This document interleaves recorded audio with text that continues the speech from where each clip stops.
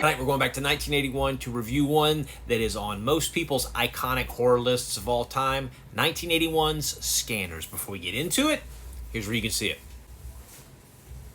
From the jump, let's talk about how awesome this movie poster is. It's got to be one of the coolest horror film posters ever made. So Scanners is a early film by David Cronenberg. The plot of this movie is of all the population on the planet, there are 237 people who possess these telekinetic, telepathic powers.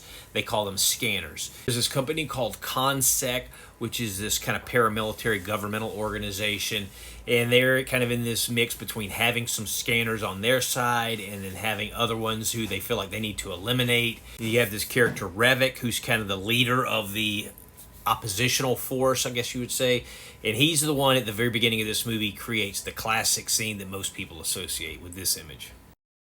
Yes, I always wonder if how many people have actually seen this movie versus how many people are just familiar with that clip. And it's back to our story. So we learn that there's this drug that's been created, ephemeral, that if it's administered to a scanner, it kind of shuts their powers down, and then it kind of you go on, and you have this main character that's recruited to deal with Revok, and then who's a scanner, and they kind of butt heads at the end. Is this a good movie?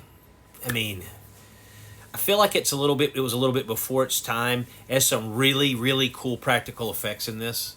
The overall story and lore that this is built around is pretty solid. It's almost more than this movie's capable of delivering, at least the way it was filmed there. I actually feel like this is a film that could benefit, in the right hands, being remade and really being freaking cool.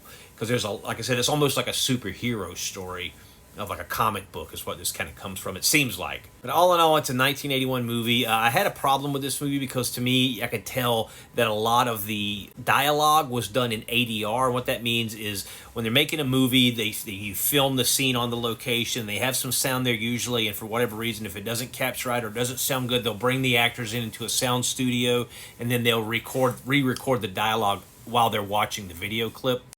And then if that's not mixed in properly, it's really obvious. And it was pretty obvious in this movie that a lot of it was ADR recording. It kind of annoyed me a little bit, but hey, it is what it is. Grade-wise for me, I'm going to give this a 6.5 as a total film. Is it one you should watch? Definitely, it's one that you should have in your repertoire because it's such a classic film.